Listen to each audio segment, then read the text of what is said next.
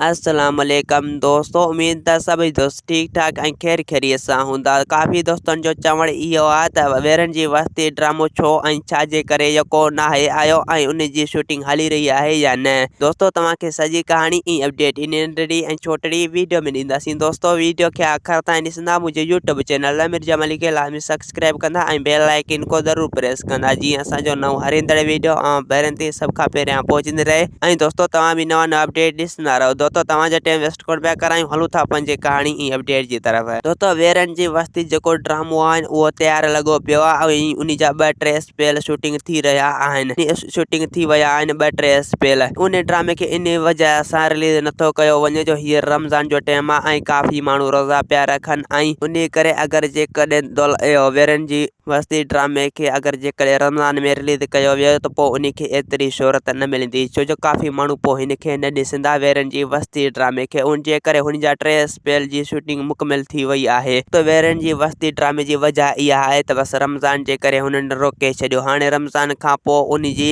जेको आहे एपिसोड शुरू कई वेंदी सिंध टीवी ते। दोस्तों तमामु ज़बरदस्त ड्रामो आहे वेरनि जी वस्ती। तो उन में सुठा सुठा पिणु अदाकार कमु करे रहिया आहिनि ऐं हुन में हजन प्रेमी जो मेन किरदारु आहे ऐं ॿिया बि सुठा सुठा पिणु अदाकार कमु करे रहिया आहिनि। ऐं दोस्तों वेरनि जी वस्ती जी बि कहाणी मुकमिल आहे ऐं कहाणी बि सुठी आहे। ऐं दोस्तों वेरनि जी वस्ती जा जेको आहिनि 75 एपिसोड मुकमिल थी विया आहिनि। हुन जी हाणे जेको आहिनि ईद खां पोइ हुन जी एपिसोड अची वेंदी, छो जो उहे रमज़ान जे करे हिन ड्रामे खे रिलीज़ नथो कयो वञे। उन जे करे उन वजह सां वेरनि जी वस्ती ड्रामे खे अपलोड नथो कयो वञे। दोस्तों ॿी का बि वजह न आहे, वजह सिर्फ़ु इहा आहे त रमज़ान आहे। जो अगरि जेकॾहिं रमज़ान में हलायो वियो त पोइ वेरनि जी वस्ती ड्रामे खे एतिरी शोहरत न मिलंदी जेतिरी ज़हर ज़िंदगी ड्रामे खे मिली हुई। तो दोस्तों डायरेक्टर हर को इहो पियो चाहे त मुंहिंजो ड्रामो कामयाबु थिए। उन करे दोस्तों असांखे ॾींदा हाणे इजाज़त, वरी तव्हां सां मिलंदासीं के नई वीडियो में। ख़ुदा हाफ़िज़।